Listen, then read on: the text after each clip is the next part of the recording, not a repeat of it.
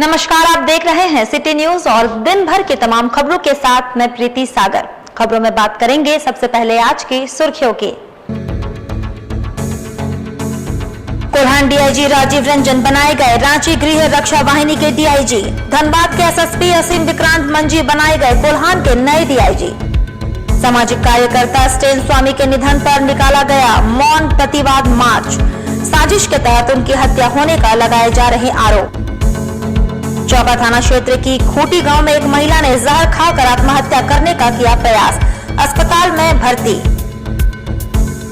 और चांडिल डैम के दैनिक वेतनभोगी सुरक्षा कर्मियों ने अनशन पर बैठने का दिया अल्टीमेटम, साथ ही साजिश करने का लगाया आरोप। खबरें अब विस्तार से। आदिवासियों के अधिकार के लिए आवाज उठाने वाले स्टेन स्वामी की मौत के खिलाफ विभिन्न राजनीतिक और सामाजिक संगठनों की ओर से साक्षी कुल चक्कर पर मौन प्रतिवाद मार्च निकाला गया। पिछले दिनों बम्बई जेल में बंद 87 वर्षीय स्टेन स्वामी की अस्पताल में इलाज के दौरान मौत हो गई।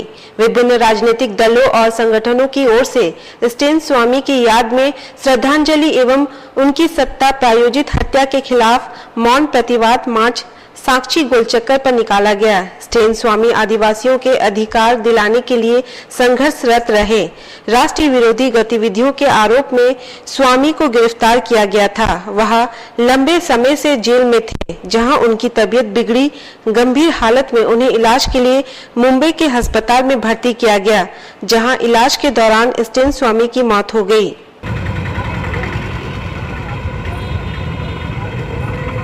अलग-अलग जो पॉलिटिकल पार्टीज है, जन संगठन है और कई सामाजिक कर्मी हैं, मानवाधिकार कर्मी हैं, तमाम सारे जो जमशेदपुर के जाने माने लोग आए थे।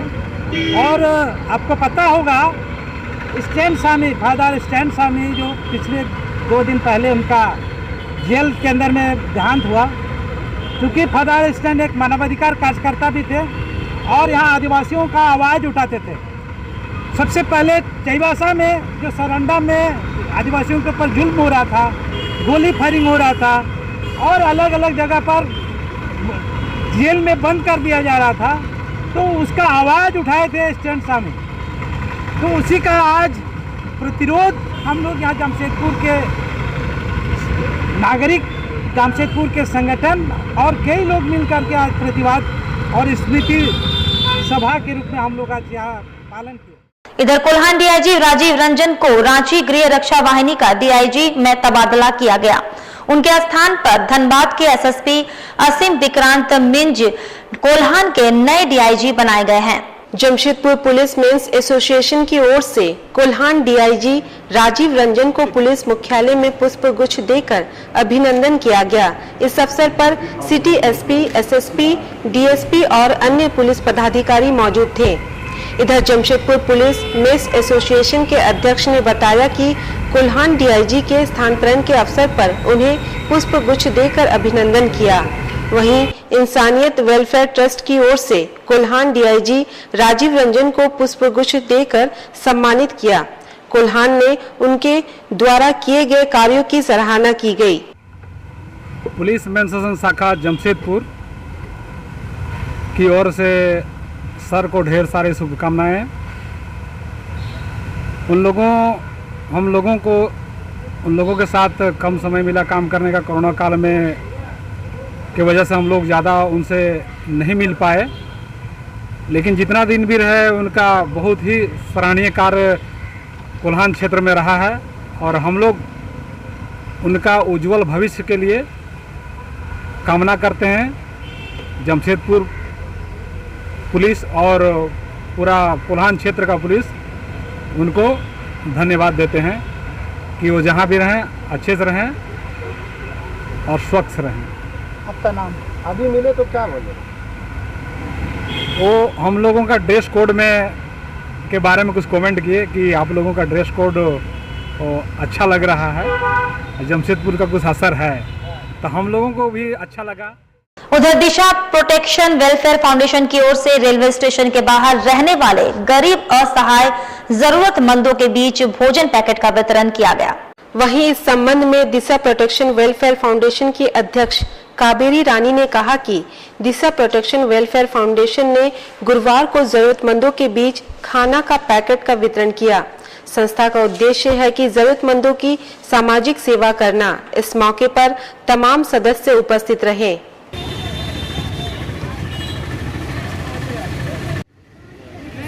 वेलफेयर फाउंडेशन है जो महिलाओं के लिए बनाया गया है। तो उन सारी महिलाओं के लिए है जो मतलब कुछ करना चाहती है और कर नहीं पाती, तो उन लोग को रोजगार देना और कुछ भी प्रॉब्लम जैसे घर की हो चाहे कुछ भी हो, हम उसको अपनी ओर से सुलझाने की पूरी कोशिश करेंगे। और ये उन लड़कियों लोग को भी है जो मतलब आत्मनिर्भर नहीं है, जो बहुत डरती है पुरुषों के द्वारा हुए, कहीं भी जाती है, ऑटो में जाती, कुछ भी उनके साथ गलत होती है, आधी रात में भी आज के डेट में उतना मतलब उन लोग फ्रीडम नहीं हो पाती है, थोड़ा तो डर रहता ही है उनको पूरी तरह फ्रीडम देना है। दिशा ऐप ला कर हमें आज क्या कार्यक्रम किया? आज हमने यहाँ पे अन्नदान लेके आज हमने इसका उद्घाटन किया है। दिशा प्रोटेक्शन जरूरतमंद को स्टार्ट हो गया है आज से, तो हमने मतलब आज गरीबों को अन्नदान देकर जरूरतमंद लोगों को खाना देकर इसका शुरुआत किया है। वहीं राज्य में पंचायत चुनाव की डुगडुगी बजने वाली है। इधर जमशेदपुर में 15वें वित्त आयोग की राशि को लेकर उठापटक शुरू हो गई है। जमशेदपुर प्रखंड पंचायत समिति अधिकार मंच के द्वारा जिले के उपायुक्त के नाम एक मांग पत्र सौंपा गया। सौंपे गए मांग पत्र के माध्यम से इनके द्वारा जमशेदपुर प्रखंड के सभी 55 पंचायतों में 15वें वित्त आयोग के लिए 2020-21 के आवंटित राशि को गलत तरीके से खर्च करने का आरोप लगाकर पूरे मामले की जांच कर राशि को समुचित तरीके से सभी पंचायतों में पंचायत समितियों के माध्यम से खर्च किए जाने की मांग की है। वैसे पंचायत चुनाव की रणभेरी बजने से ठीक पहले पंचायत समितियों द्वारा यह मांग उठाना कहां तक कारगर साबित होता है, ये तो आने वाला वक्त ही तय करेगा। डीसी को सौंपे गए मांग पत्र में पंचायत समिति अधिकार मंच के विश्वजीत कुमार भगत ने इस संबंध में जानकारी दी। हमारे प्रमुख और प्रखंड प्रशासन के जो 20-21 में 15वां वित्त आयोग का राशि सरकार द्वारा भेजा गया था, उसमें हमारे ब्लॉक प्रमुख द्वारा अपने ही पंचायत में 22 लाख रुपये की गलत तरीक़ा से योजना को पारित करा दिया। और ऐसा है दूसरे पंचायत में, कोई पंचायत में तो एक भी योजना नहीं किया है और अपने पंचायत में लाभुक समिति से कार्य किया जा रहा है और दूसरे पंचायत में टेंडर निकाल के कार्य को करने के लिए बोला जा रहा है। हमारा जिला उपायुक्त से मांग है कि जो भी वहाँ पर काम किया जा रहा है उसे रद्द किया जाए और दूसरे पंचायतों में काम को दिया जाए और साथ ही हमारा जो काम होने वाला है उसे लाभुक समिति द्वारा किया जाए, जो कि हमारे पंचायत में जो कार्य करेंगे उसे रोजगार भी मिलेगी। और जमशेदपुर के सुंदरनगर थाना अंतर्गत हितकू पंचायत इलाके के यूसील स्थानीय विस्थापित एवं प्रभावित बेरोजगार संघर्ष समिति ने विस्थापितों के समस्याओं के समाधान की मांग को लेकर जिले के उपायुक्त से मुलाकात की, साथ ही जल्द से जल्द बैठक करवाने की मांग उठाई। गौरतलब हो कि विगत दिनों समिति के बैनर तले विस्थापितों ने अपने लिए नौकरी और सही मुआवजे की मांग को लेकर कंपनी गेट पर चक्का जाम किया था, जिसमें कंपनी प्रबंधन और जमशेदपुर तथा पोटका सीईओ ने पहुंचकर 8 जुलाई को त्रिपक्षीय वार्ता कर समस्या के समाधान का भरोसा दिलाया था। लेकिन 8 जुलाई को ये वार्ता नहीं हुई, जिसके बाद इन्होंने जिले के उपायुक्त से जल्द वार्ता करवाए जाने की गुहार लगाई। वहीं इन्होंने मांग पूरी नहीं होने पर आगे उग्र आंदोलन की चेतावनी दी है। इधर समिति के अध्यक्ष अशोक दास ने मामले के संबंध में जानकारी दी।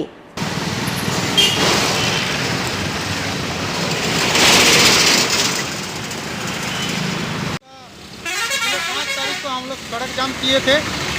जो ईसीएल का जो मनमानी रवैया को लेके जो CSR फोन का जो एनुअल रिपोर्ट में जो दर्शाया गया घपलाबाजी कि कदमा गांव और मुर्गाहटू गांव में सामुदायिक केंद्र, डोमजुड़ी में फुटबॉल गैलरी, जो कि कुछ वहाँ किया ही नहीं, धरातल में कुछ काम नहीं किया, जो गलत रिपोर्ट सेंट्रल को भेजा। और 93 से जो एम्प्लॉयमेंट जो नियोजन नीति के तहत जो वैकेंसी को क्लोज रखा है, वहाँ का इफेक्टेड एरिया का बेरोजगार शिक्षित युवक को बहाल किया जाए। और उस दिन जाम जो हमारा सड़क जाम था खुद का सीओ जमशेदपुर सीओ ने हम लोग को आश्वासन दिया कि आज जाम हटा दिया जाए। 8 तारीख को मैनेजमेंट का साथ आप लोग का बढ़ता आएगा। तो आज 8 तारीख है और हम लोग कहाँ हैं, देखिए डीसी ऑफिस के बाहर खड़े हैं। मैनेजमेंट का तरफ से भी कोई हम लोग को सूचना नहीं। और चौका थाना क्षेत्र के खोटी गांव में एक महिला ने जहर खाकर आत्महत्या करने का प्रयास किया। महिला को इलाज के लिए एमजीएम अस्पताल में भर्ती किया गया। इधर महिला के पति राजन महतो ने बताया कि उसकी पत्नी का नाम उर्मिला है। उसने बताया कि उसकी पत्नी ने जहर खाकर आत्महत्या का प्रयास किया। जब उर्मिला ने जहर खाया तो वह घर में नहीं था। उसकी चाची ने उसे घटना की जानकारी दी, जिसके बाद वह अपनी पत्नी को लेकर एमजीएम अस्पताल इलाज कराने पहुंचा। आत्महत्या प्रयास के कारणों का अब तक पता नहीं चल पाया है।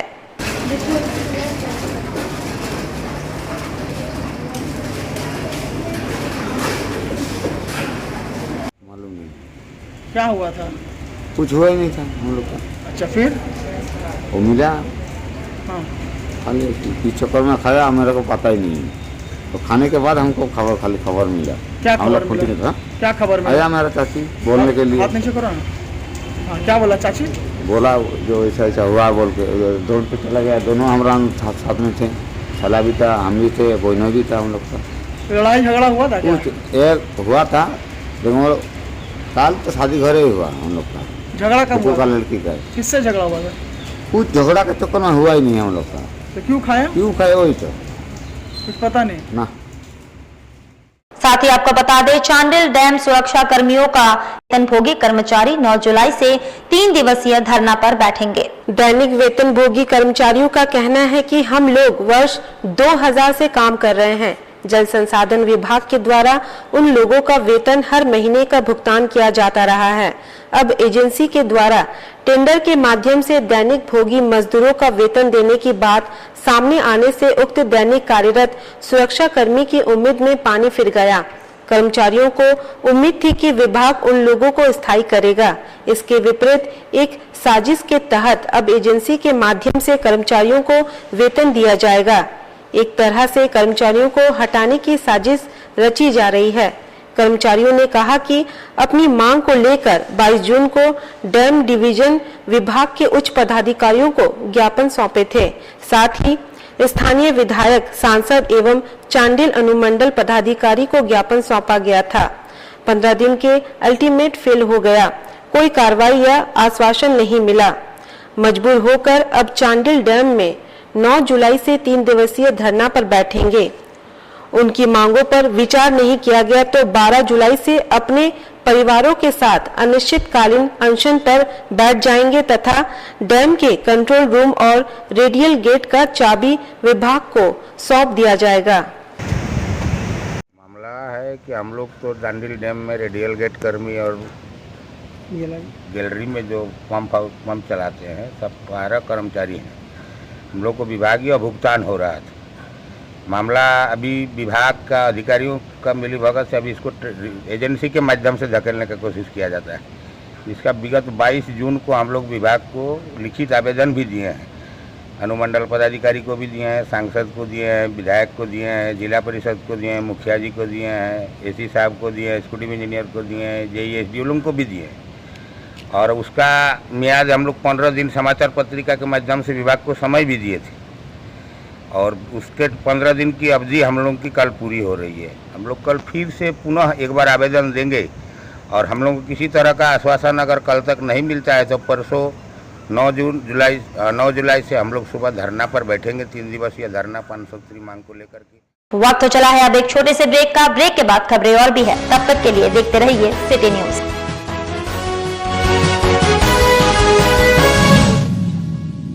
हेडलाइंस के प्रायोजक हैं सेवक पूजा भंडार।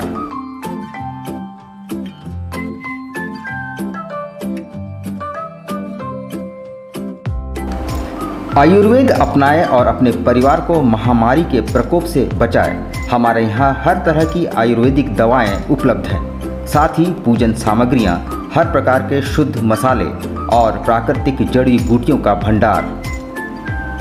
सेवक पूजा भंडार, शॉप नंबर 3, मसाला पट्टी, बिष्टपुर।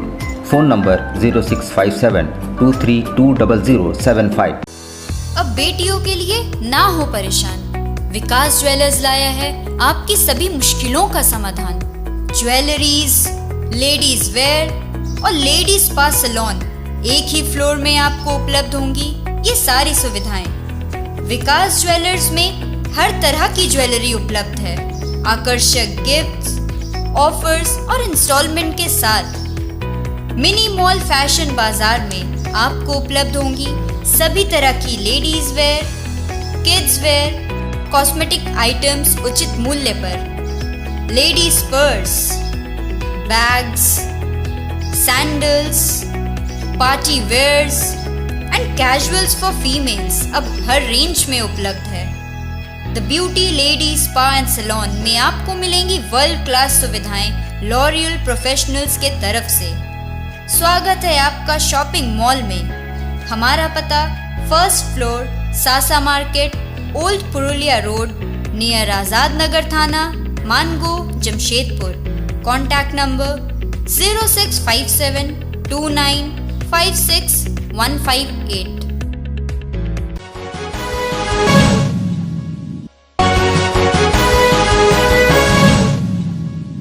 ब्रेक के बाद मैं प्रीति सागर एक बार फिर से आपका स्वागत करती हूं। निवर्तमान कोल्हान डीआईजी राजीव रंजन ने अपने कार्यकाल में किए गए कार्यों की जानकारी मीडिया कर्मियों को दी।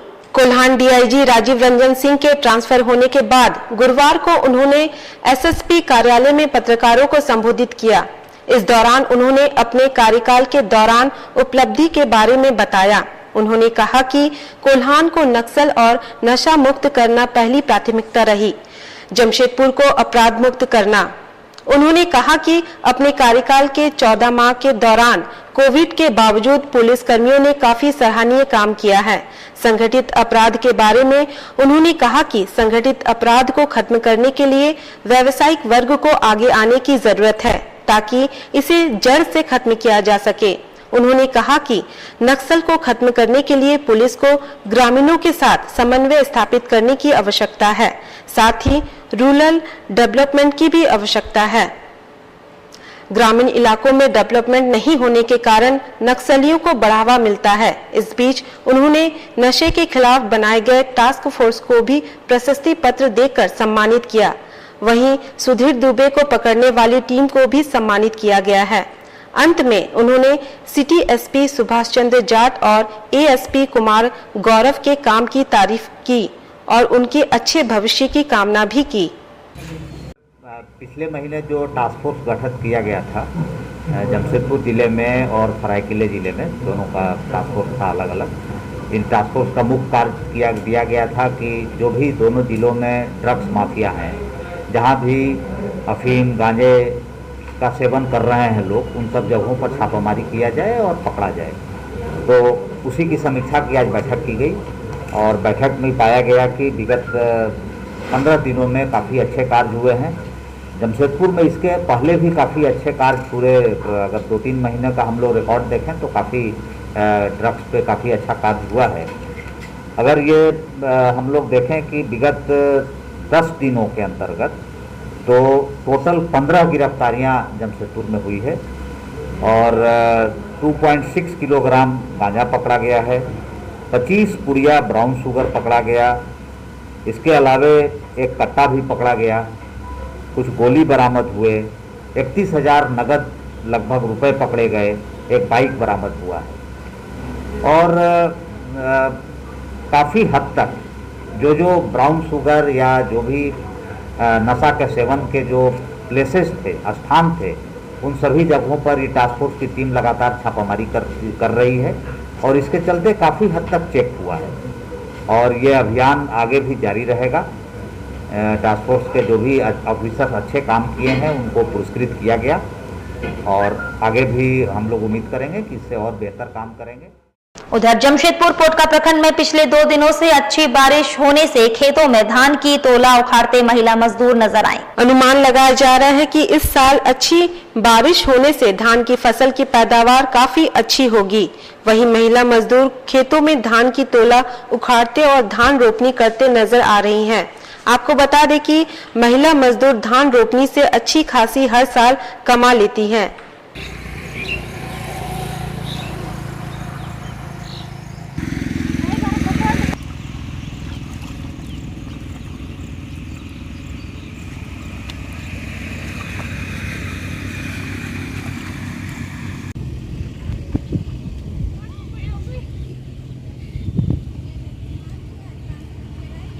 इधर पोटका विधानसभा क्षेत्र के कांग्रेस प्रभारी अजय मंडल ने कहा कि पोटका प्रखंड में 1000 फलदार पौधे लगाए जाएंगे ताकि हमारा पर्यावरण हरा भरा रहे। वहीं मीडिया से बात करते हुए कांग्रेस नेता अजय मंडल ने कहा कि राहुल गांधी जी के जन्मदिन पर एक संकल्प लिया गया था कि पोटका प्रखंड में 1000 फलदार पौधा लगाएंगे और अब तक 300 से ज्यादा पौधा लगाए जा चुके हैं। पेड़ रहने से ऑक्सीजन की कमी नहीं होगी और लोग स्वस्थ रहेंगे, इसलिए पार्टी पेड़ लगाने का संकल्प लिए हैं।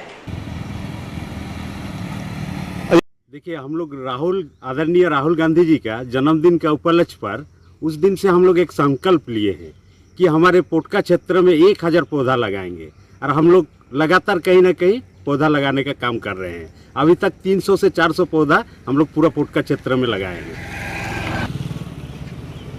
हाँ, और इसमें से सब फलदार पेड़ हम लोग लगाए हैं, जैसे आम, कटहल, उठल, जितना फलदार है। इसमें क्या है, फलदार पेड़ में ऑक्सीजन भी, आम का पेड़ से ऑक्सीजन का भी कमी नहीं होगा।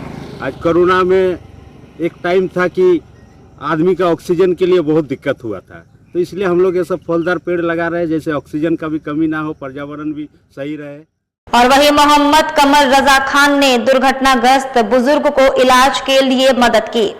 बैंड बाजा का काम करने वाले असलम सड़क हादसे में जख्मी हो गए थे। आर्थिक तंगी के कारण इलाज नहीं हो पा रहा था। धतकड़ी स्थित रेडियो मैदान निवासी मोहम्मद असलम उर्फ कतला चाचा, जो पिछले दिनों 4 महीने पहले एक सड़क हादसे का शिकार हो गए थे, जिसमें उनकी कमर टूट गई थी। आर्थिक तंगी के कारण सही ढंग से इलाज नहीं हो पा रहा था। भीख मांगकर गुजर बसर कर रहे थे। कई दिनों से सड़क के किनारे अपना गुजर बसर कर रहे थे। स्थिति काफी दयनीय हो चुकी थी। इधर धतकड़ी निवासी मोहम्मद कमर रजा खान की उन पर नजर पड़ी। जब उन्होंने उनसे उनकी स्थिति के बारे में जानकारी मांगी और उनकी समस्याओं को जाना तो उनकी मदद करने की ठानी। मोहम्मद रजा ने उनके इलाज कराने का निश्चय कर लिया। इनके पहल पर पीड़ित के घरवाले भी काफी खुश दिखे और उनको धन्यवाद दिया। मोहम्मद रजा के अनुसार वे गुरुवार को टीएमएच में उनका इलाज करवाएंगे। रोड में एक्सीडेंट हुआ है। कब हुआ था? कितना महीना हुआ है? 3 से 4 महीना हो गया। 4 महीना लगभग हो गया। कहाँ रहते हैं आप लोग? हम तो इधर, मेरा ससुराल है रेडियो मैदान में। पापा कहाँ रहते थे? पापा धतकड़ी में रहते हैं, बी ब्लॉक में। मम्मी का डेथ हो गया है। भाई कोई नहीं। पापा का एक्सीडेंट के बाद क्या कर रहे थे पापा? पापा के एक्सीडेंट के बाद क्या कर रहे, घर में बहुत तंगी हो गया था, तो इसलिए पापा बाहर निकल गए। अब रोड में बैठते हैं, उसी से घर चला रहे थे। क्या क्या क्या मांगते थे सबसे? पैसा वैसा? हाँ नहीं, सबसे तो नहीं, बैठ रहते थे। तो आप देने वाला तो है अच्छा कि दे देते हैं, खाना पानी भी दे देते थे। हाँ, क्या है, आज कौन लोग आए हैं आपके पापा के लिए? अभी तो भैया लोग आए हैं, बोल रहे हैं कि कमल जी हैं, कमल जी हैं, बोल रहे हैं कि अब पापा का इलाज करवाएंगे। रोड में एक्सीडेंट हो गया था, कोई ऑटो चालक मार के भाग गया था, जिनके कारण इनका कूल्हा का हड्डी टूट गया है। कितने महीने पहले? 3 महीना हो गया है। 3 महीना पहले होता तो एमजीएम में इलाज चल रहा था, तो वहाँ उनका ऑपरेशन नहीं हो पाया और प्राइवेट में कराने का खर्चा बहुत ज़्यादा आ रहा था, जो हम लोग नहीं कर पा रहे थे। तो उसी के कारण इन रोडे में रहे 3 महीना से रोड ही में है, पानी बरसात रोड में ही खा पी रहे थे और देखभाल मेरी वाइफ करती थी रोड पे ही।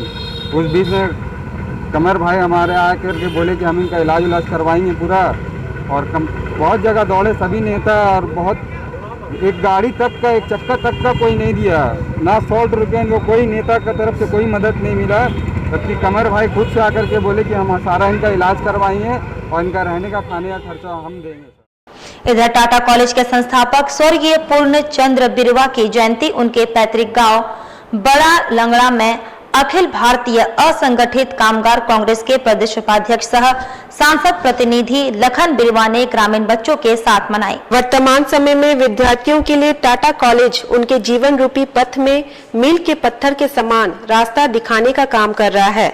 हजारों लाखों विद्यार्थी यहाँ से शिक्षा प्राप्त कर ऊंचे ऊंचे पदों में पहुँच गए हैं और अपने समाज और कार्य क्षेत्र का प्रतिनिधित्व कर रहे हैं। स्वर्गीय विरवा जी का शिक्षा के प्रति दूरदर्शिता एवं समर्पण से कोल्हान वासी हमेशा कृतज्ञ रहेंगे।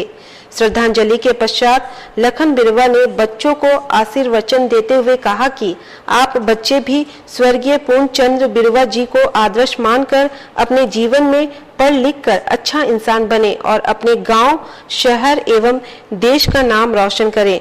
लखन बिरवा की ओर से सभी बच्चों को कलम एवं चॉकलेट दिया गया। कार्यक्रम में ग्रामीण मुंडा प्रताप बिरवा, पीर डकवा, मोतीलाल करवा, पूर्णचंद बिरवा, कुमारी जोशना बिरवा एवं बच्चे उपस्थित थे। टाटा कॉलेज का स्थापना हुआ। आज टाटा कॉलेज के संस्थापक स्वर्गीय पूर्णचंद्र बिरवा जी का 104 जयंती उनके पैतृक गांव बड़ा लगड़ा में हम लोग बच्चों एवं ग्रामीणों का साथ मनाएं। उनका शिक्षा के प्रति दूरदर्शिता एवं सोच से हम लोग हमेशा कृतज्ञ रहेंगे। स्वर्गीय बिरवा ने उस समय टाटा कॉलेज का स्थापना कराया जब बच्चों को शिक्षा ग्रहण करने के लिए या तो रांची जाना पड़ता था या पटना जाना पड़ता था। आज विद्यार्थियों के जीवन रूपी पथ में टाटा कॉलेज मील का पत्थर के रूप में उन्हें रास्ता दिखा रहा है।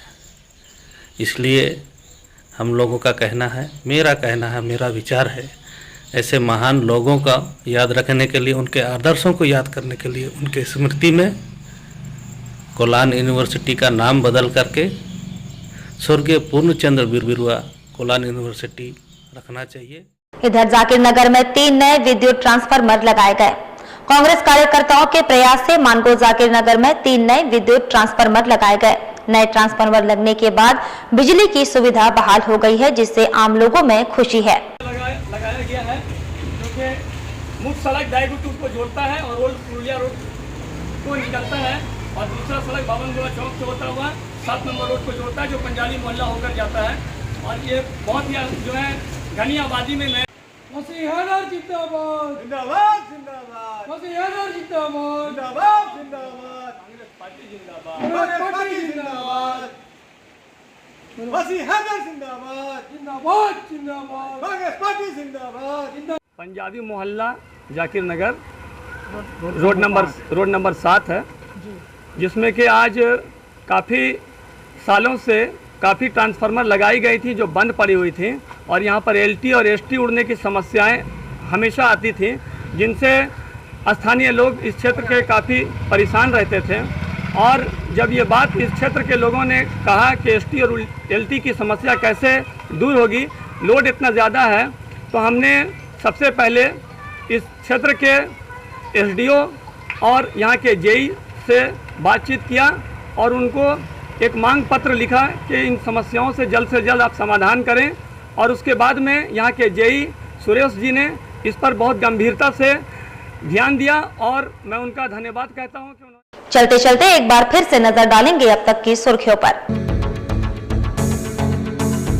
कोल्हान डीआईजी राजीव रंजन बनाए गए रांची गृह रक्षा वाहिनी के डीआईजी। धनबाद के एसएसपी असीम विक्रांत मंजी बनाए गए कोल्हान के नए डीआईजी। सामाजिक कार्यकर्ता स्टेन स्वामी के निधन पर निकाला गया मौन प्रतिवाद मार्च।